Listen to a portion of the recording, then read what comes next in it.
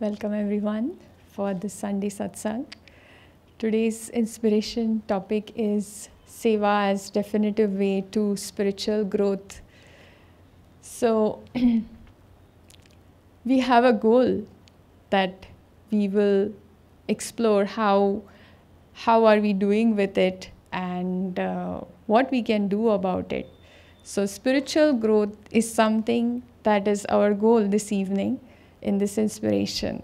And before we dive into it, I hope and I believe most of those who are also online are on the path of this self-realization the masters have brought to us. And I could see here also most of us are on the path already. So it could be relevant from that perspective to get into the aspect of spiritual growth. So I would like all of you for a moment, close your eyes and rewind that moment where you realized that this is my path, this is my guru, this is something I want to do for the rest of my life, or this is the right thing to do in life. Take that moment, go back into that moment.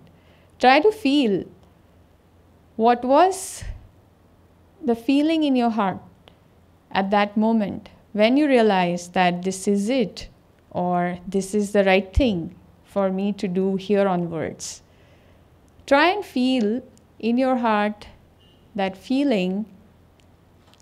And let's visualize that that is something, you're lighting a diya that we light in Diwali, which we add oil to it. Visualize that diya behind the darkness of closed eyes. It's that moment where the veil of ignorance, what truly this life's purpose is, what am I supposed to do with life, or how should I lead life in a way that will help me understand it more better. And visualizing that diya, the flame especially, try and focus on that flame of that moment where you actually realized, yes, this is the moment. I am here now on this path. And try and see how is that flame doing. Are you oiling it with what are the essential elements to our path? Are we doing our sadhana every day as sincerely as we could?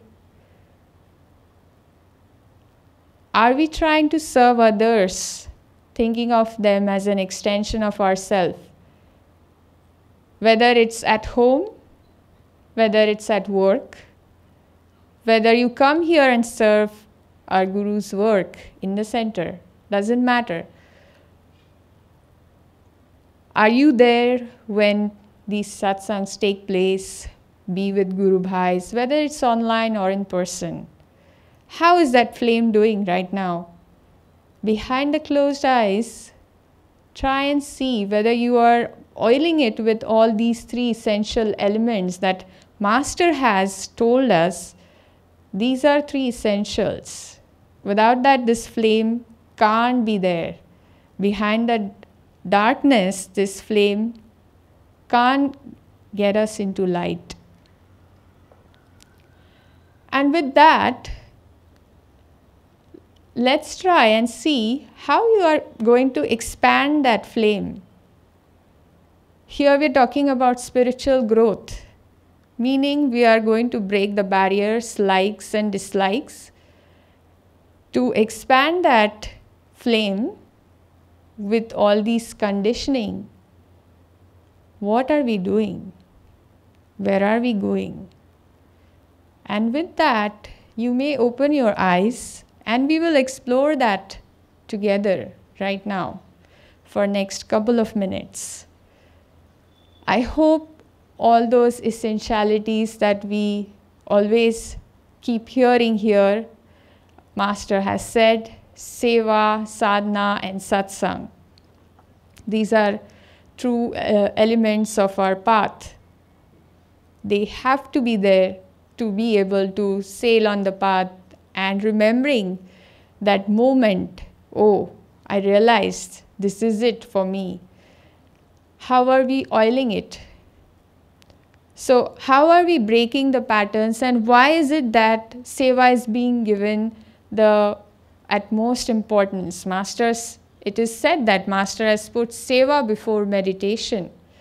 Why do we think that has he said that? Have we given a thought to it? Is it possible to meditate all day long in 24 hours? Let's just say 10% of our time if we give to sadhana or meditation at most. Rest of the 90% time, if we divide that, 1/3 of it we sleep, 1/3 of it we work, 1/3 of it we have other things to do.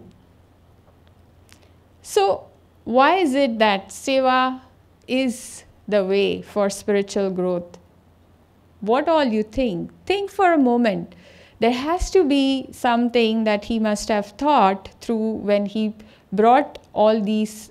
It was a new concept for us. We work everywhere, like we have job and we go to work, and some of us have duties at home. But Seva is something in our culture or in the society that we live, it may not be too familiar with us. So with that intention, what does exactly Seva do? Seva helps us get over that little self, I, me, mine. Again, going back to the path, that what is the purpose of this path, that what are we trying to do and achieve here, is getting rid of that ego, I, me, mine, what I like to do, what I don't like to do, breaking that barrier here. It is possible to consciously and dynamically practice that in Seva, isn't it? In meditation, it is possible to become more aware of self and get over that little self, going deeper and deeper. But Seva is like a conscious act, dynamic act, where we practice it like we are forgetting ourselves, we are forgetting our little what I like and what I don't like. And it is an opportunity for all of us that is given by our Guru through the mission that is being carried in Ananda Sangha. So it's an opportunity for us, and we can say that the environment that is being created here, it's kind of an environment. We can take an example of Ganges, where we go, we take the water, get into a bottle and sprinkle it in our home. Why do we do that? We take that, whatever the sanctity of that holy water, and we sprinkle it to, make our home sacred. So it is that platform where in Ananda Sangha for all of us, that we can come here, dynamically practice that selfless offering, and take that wherever we want to go, whether it's at work, whether it's at home, whether it's coming back here and sharing it with other Guru Bhais. It is that kind of an environment which is already set up. So it's an opportunity for each one of us to think, okay, so Seva is something that can help me get rid of my little self. And this is a dynamic and conscious practice which I can do, but where at home it may be, we have certain issues with our relatives. At work also we have some tough times with our colleagues, and it's not possible. But when we come here, we look at the picture of our guru and we get into that bhav and environment that helps us easily to connect with that selfless offering. Isn't it so? And that therefore it's important element for us to come to the center, do whatever we can as best as we can, and dynamically offer everything and take that as a holy water of Ganges. Take that and sprinkle it in our home, in our work environment. And as we meet here every Saturday for Seva, two of our Guru Bhais had shared this sharing when we closed the Seva. They said that, I just love being here. I just love the vibration of this place. And whenever I go back to my work, I take this with me. And whenever I face any situation which I'm not able to, myself, how can I react now to this situation, this project, this person is coming with this trouble. He said that I just take whatever I could after serving here and I just project it. Even if I'm not able to consciously practice it, I just project it. Okay, it's fine. I will stay detached right now to the result of this project, even though I have put a lot of efforts in it. But that was a beautiful sharing by one of our Guru Bhais who comes here regularly, serve, and it is something that for us also to think about, how we can also take back to our place where we live and share that with whoever we live with. Because it's like we are creating a circle and we are talking about expanding that flame within us. When we talk about growth, it's breaking all barriers and oiling that flame with all these things. So how are we doing this? It's not just limited to our spiritual growth also. It's the growth of all the members who we are in touch with. It's the growth of all our neighborhood. It's the growth of the nation. So it can just keep on expanding from the point where we see it from. And this is something we could always keep checking when we talk about spiritual growth. But it has to be that, I'm just content, I'm doing my sadhana, I have my duty as a wife, as a daughter, or whatever the duty is, and I'm content with it. I'm comfortable watching the satsang either on screen or at times being here with Guru Bhais. That's fine, I'm fine. This is something can, keep us bounded again to the self, to the comfort zone that we have. And it is something that we could also keep checking from time to time. How we can break that comfort zone, show up here, be with others, help others with our service, not just for ourselves, but for the for the growth of others also. And one of the great examples is Swamiji. Swamiji had created projects for people. Not just that they would succeed, he wanted them to serve our Guru's work. Whether those projects succeeded or failed, that is secondary. But what is important here is that he made that opportunity for each and every individual. Whoever went to him, he ensured that there is something for him to be involved with the Sangha. There is a project that he could also be part of. There is something, that can help them, oil that flame that we all have within us. But if we let that flame go with our likes, dislikes, how is it possible for us to grow spiritually? And when we come here to serve, there is only one intention, that we are doing it for them, for the line of gurus and for our gurus' work, which is the greater cause, which is the highest cause. Beyond that, we know there is nothing else. That is the highest. And we come here, we don't do that for glory. There is no glory in it. There is no tangible reward also in it. There is no recognition also, in the sense, yes, our Guru Bhais help us uplift and inspire us from time to time, but we don't do that for recognition either. It is simply to offer everything that we have without any of these things. And that is where actual growth can happen and will happen, not just for us, but for others also who are with us.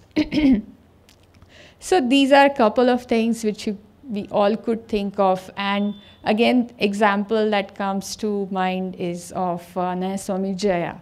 So when Tyanaji always shares this story of them when 50 of Americans came to India to spread the work of Master in 2005, and they started going in all directions possible, organizing events and being actively sharing the teachings. And Tyanaji says that Jayaji would set up the desk, be at the registration counter, sell the books, and when the time comes to give a talk, he would just go from that table to just stand on the podium and start giving the talk for that event. So it is as simple as that. If we could think that this is the place for us that is being created, and how often we could come here and serve here, it's up to us. How do we want to oil that flame within us? It's up to us. It starts with that. If it's not there, then the whole inspiration or discussion won't be valid. So with that, I would just like to read one line just as a reminder for all of us. We all know ego transcendence, self-transcendence. This is our goal through this path, all practicing these teachings and doing all the practices that we have been given. But again, let's just revisit what Master has given as an explanation, which is a very simple, and we all know it, but just pay attention to the last two words and see where we are. And then I will hand it over to other team members. Ahankara, egoism.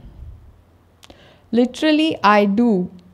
The root cause of dualism or illusion of Maya, whereby the subject, ego, appears as object. The creatures imagine themselves to be creators. So the line, the creatures imagine themselves to be creators, is something that we could consciously practice when we come here to serve. That whether are we thinking our talent, our skills, or the gifts that we have been given, are they our own? Are they given by us? Do we own them really? We don't. Something that we have not created and we start to think they are mine, there actually it starts to seep in and it can take us everywhere where there is no transcendence. There is attachment to that transcendence that I don't want to get rid of that. So with that thought, I would like to hand it over to other team members who are here, who have been serving here. So today we have Anil with us, who will be sharing the how Seva helps him. And other than Anil, there is Alona, Oksana, and Bhavni. She will close the satsang with few thoughts on this topic. So I would just like to share about each one of them, that I have seen them, and all of them are an inspiration to me in some ways, where each one of them represents something that I always look forward to when I come here. Like, for example, Anil is super energetic, enthusiastic about all those things that come to him. So that is something I'm, trying to see how I can also be like him as energy, not as, again, human or anything on personality. Again, for Alona and Oksana, I just love their dedication. That they have come from Russia, Ukraine, be part of this Sangha. There is a cultural shock, and they're still dedicatedly serving here. So that is also an inspiration on energy level. And Bhavni, of course, I have seen her like completely intensely helping others here in the Sangha, how we can give more and more. That is something really inspiring. So I would like all of them to share few minutes on Seva, that how it helps them here when they come and serve. So Anil, would you like to come first? Thank you. Thank you, Anandita, for that beautiful inspiration. So, yes, Seva. Of course, as Anandita pointed out, one of the three S, Satsang, Sadhana and Seva, which constitute to a devotee's list of things, if we can look at it that way, that we need to do in order to achieve self-realization. After all, if you think that you want nothing but self-realization, you want to get out of this Maya, you can still not escape, Master said. You think you can get samadhi and go and merge with God. You cannot until you get at least 6 others or 7 others, was it, to get there. So, here's an opportunity. Do you want to get to that state of samadhi and then work out all of this, get other people to get there? Well, why not get other people there already and then you get there? That's an easier way if you look at it that way, right? How can you do that? Service is a beautiful opportunity. And there are so many service opportunities that I wanted to share. Can I share the service opportunities? So, I am working with the publications team. And Swamiji has written so many books. It often comes to mind that if he didn't do what he did to serve his guru, after all, Master said that if you want to be in tune with me, serve my work. So how much more straightforward can that be, right? How can we not serve? If you want to, like Anandita said, if you want to go and meditate all day long, there will be challenges everywhere you go. And service, an opportunity to serve, because most people, after all, today was discipleship day. And the most important step on the path of a disciple who wants to reach that state of self-realization, even more important than Kriya itself, right? Because what use will a technique be without the grace of a guru?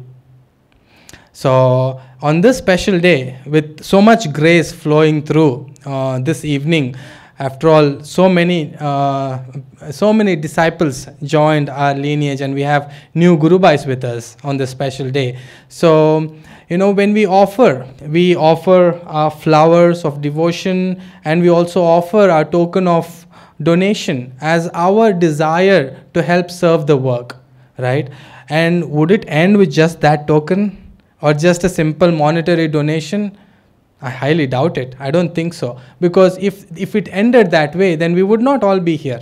If somebody didn't make an effort to serve the gurus and reach out, to do outreach and actively serve and participate in that grace to flow through, I don't think we would have been able to sit here and enjoy this setting, right? We are all happy to be among Guru Bhais. So it is of primary importance that we take this opportunity to serve After all, there are so many, I'm sure, who would be wanting or seeking opportunities to serve. And here we are, having so many opportunities to serve. So highly encourage you all to take up any of these opportunities. The one that I'm listing is just a very small list. There's a lot more that we can do.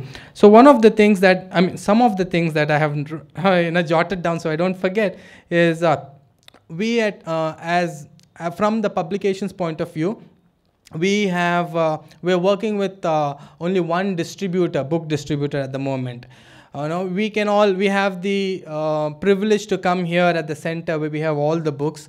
But for people who cannot get to a center, who may not even know this center exists, but who would want to take away the teaching, I mean, learn the teachings and, basically take the wisdom that comes through Swamiji's books, what can they do? And how, or rather should I say, how can we help them accomplish or get in contact with this line of masters or with the teachings that they're sharing through the books? So if you do know anyone who can help us get new distributors, kindly step forward to help us identify and work with new distributors. It could be a regional distributor or a national distributor. So that's one thing. Second is the program, the outreach itself. Like Anandita was saying, when a group of 50 Guru Bhais came from America to help serve Master's work in India, where Master went from India, but in India itself, Master is not very well known. So an avatar of that prominence and the work that he started, the movement that he started, in order for it to be proliferated in India, people had to come all the way from America. Right? And now they have laid the foundation. We have this beautiful opportunity to reap the benefits that they have sown. So in that effort, we should do our bit to help the future generations, or rather even the current setting. It's India is the thought that comes to mind is when Master's talks were attended by thousands of people, and only one or two would eventually take up the path or shows the desire to learn Kriya Yoga or the teachings offered. Master would say, I actually like souls more than crowds, but I do like crowds of souls. So here's an opportunity. In this huge state, in India, we have so many billions of people. How many crowds, how much crowd can we gather of souls that are interested or that they're actually thirsty, right? We have the opportunity to reach out to all of them through the technology that is at our disposal. We have Google Guru, Google Maharaj we call it. No? So we have Google through which many people can come onto the path. I'm sure some of you would have found this path through Google. So we want to leverage this platform and reach out to many more people, right? So the opportunity here is that you have the option to carry out promotion campaigns on Google and all of the social media platforms. So we need human resources to help us carry out this outreach campaign. So basically, what does it entail? We have to make flyers, we have to create videos, we have to keep publishing, we have to keep sharing basically on these platforms. So if you have the skill set, if you want to even learn, it doesn't take much time to even learn. So you can please step forward to help us in this endeavor. And of course, we want to, taking inspiration, like Anandita pointed out some of the things that I take inspiration from Anandita is that streamlined approach, that method of, before application, you need a certain method. It should not be all up in the air, right? You need to plan. She is a management student.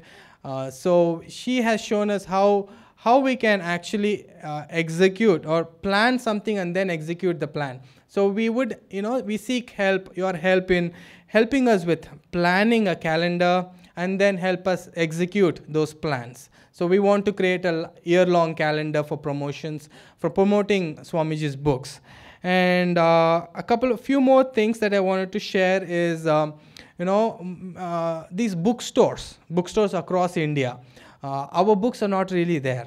One of the seva that you can do is just visit the nearest bookstore.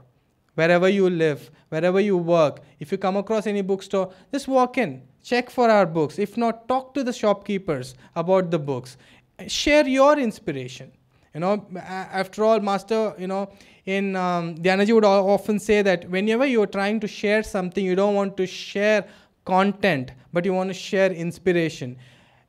I'm sure we all have felt the inspiration that we derive from these books. So I would urge you to kindly share, be a channel to share that inspiration with whoever you meet, so that people in those bookstores can approach the right channel and get our books out there. You don't have to sell books. Just share the inspiration. Go out and talk to people.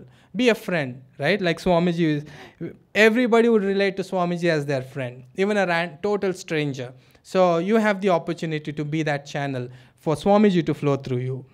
And another thing that I wanted to share was about if you can't do any of these things, you can certainly help us with packing books. That's something that's very easy. Whenever you're here, come to any of us. We have books to be packed. You can even write. You can share your vibration through letters. You can write thank you letters to people. Whenever we sell a book, when somebody purchases our book, we not just give that book, but we also send out a handwritten thank you note. So you can help us by writing those thank you notes. It doesn't take much time. You can write in advance as many notes as you want. And some niche skills that was required is we are planning, or where we want to create a new website which will help us to maintain better control of what is available on the website for publications. And consequently, we want to also build a mobile application. So Shahadat is helping us with that. We would request, if there are any programmers that you may know, kindly help us with this effort as well, because it's always good for us to build this in-house, for Guru Bhais to lend their energy towards building such an application. So finally, I want to share that we have the opportunity to be a channel and share these teachings through the numerous books that Swamiji has written, and now the tradition is just continuing. Many more authors are coming up and sharing the Master's teachings and Swamiji's vibrations with newer and newer books. So where can we offer these books? We can offer it, you can gift it to your loved ones. It doesn't take much. It's 150 rupees, 200 rupees. I mean, imagine the gift that will be handed out to these people at just such a small expense. You really can go out of your way to gift hundreds and thousands, but let's start with at least one book. One book every month if you can gift to one person also in a matter of 1 year. If even one of them can find their path through these books, then out of the 6 or 7 people that you need to get, one of them is there already. So, who knows? Be a fisherman, a divine fisherman. Cast a net and see which fishes can get a hold of this particular wisdom. And likewise, you can set up, you can share these teachings, the books. You can put it up in your office spaces. If you have the liberty to set up books, just 1 or 2 books on your desk, whoever comes to you, because Master has put in his vibrations in the book, right? Whoever comes in contact with that will inadvertently feel those vibrations. They will be uplifted. So let's do our bit to share those vibrations. Even if we don't have to all be salesmen, but we can be that channel to showcase what inspires us through these books, right? Put it out in your offices. If you have a business, keep these books. Any book that inspires you, keep it there so that whoever comes can get inspired. I'm sure they will ask. If you haven't done it already, and if you do something new, people are bound to ask, out of curiosity at least, why do you have these books? I often see that. So you can talk about it, share your inspiration. So you can do that at your offices, at your businesses. And if you have contacts where we can set up book stalls in malls, hospitals, if you can keep these books in libraries or schools or universities or even cafes. If you have any contacts, please help us set up these stalls in these places, and let's share the light there, right? Finally, I want to say that if you can't do any of these things, okay, if nothing appeals to you, I would request that whatever inspiration that you have received from any of the book, even if it's just one book, Autobiography of a Yogi, just take a video of yourself, give us a video testimonial. Your inspiration can inspire others. You don't know who.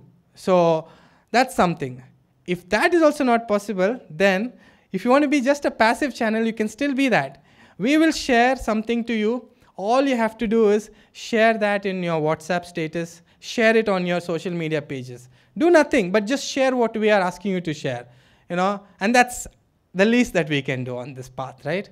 So on that note, I will now request Alona to share her inspiration. Thank you. Hey, hi everyone. Yeah, my talk will be very small. Yeah, how you know, I came now 1 year ago, and I came only for 3 weeks. But after, I think, 1-2 weeks, I felt something, I want to stay here, and I had request to a DJG about that. And he told me, yeah, okay, you can stay. We have a lot of place where you can serve. Yeah, so, and now in that 1 year, so many step of Seva I had here, different part. Yeah, but the inspiration, I remember when Aditya asked me about the cafe, to start the cafe. It was the big challenge because I never cooked. Now I need to open the cafe or start something cooking. And through the Sangha, through the people who is coming here, it brings so many help to start that cafe. Like Avinash started helping.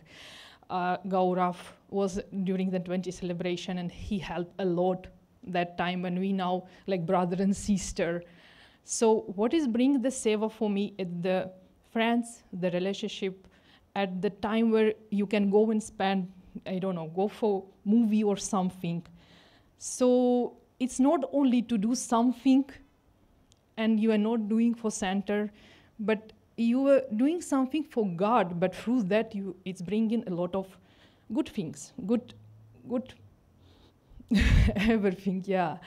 So try that, and I think you will feel a lot of happy, fun, and joy in God.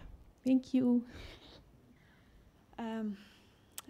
Okay, as Alona told, we are come here from Russia and Ukraine, and I was living before in Italy and do my Seva there around 2 years.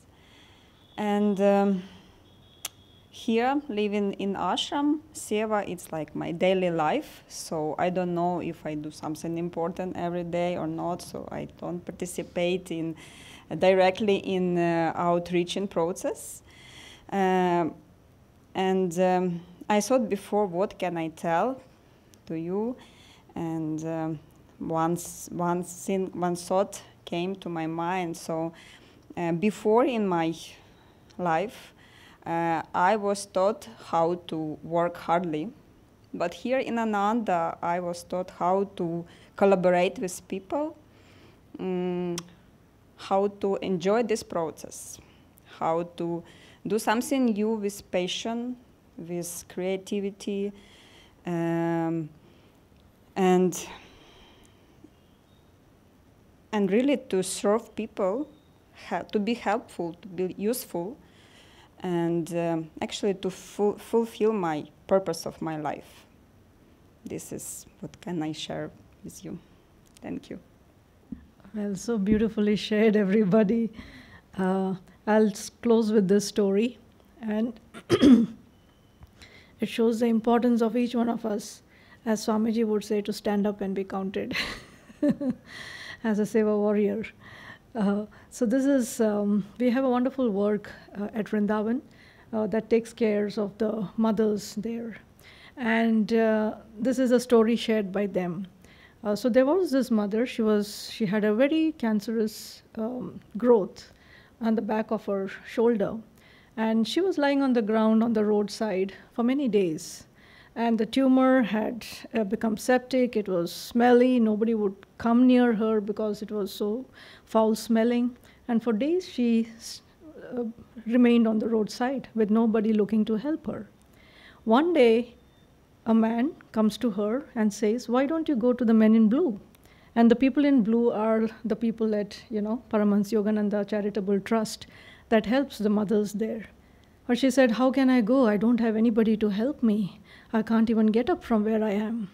And the man clapped thrice, called a rickshaw, got her into the rickshaw, and told the rickshaw guy to take her to that office, Yogananda Trust office. They take her in, they treat her for a few weeks or months, I don't know, and she recovers, and she comes back to their ashram.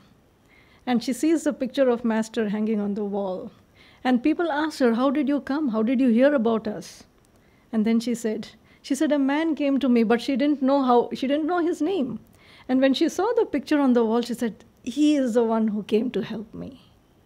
And when I heard that story for the first time, now it's a beautiful story of the Guru's love for his children. But I also wondered, in a country of 1 billion people, not a hand lifted, that the Guru had to come down in flesh and blood to again rescue one of his children. Why should that happen when we are here as the Master's hands and feet? We are his hands and feet, and we should stand up and be counted. The rewards and God are eternal. And not that, as Anandita said, we are working for those rewards, but that is the door to spiritual progress. Otherwise, you're just opening egoic doors that enter into a maze out of which you do not know your way out. If you want the door that leads you out of the maze, Seva, Satsang, Sadhana, these are the ways. So with that, I would like to invite now Anandita to close the satsang with an arati.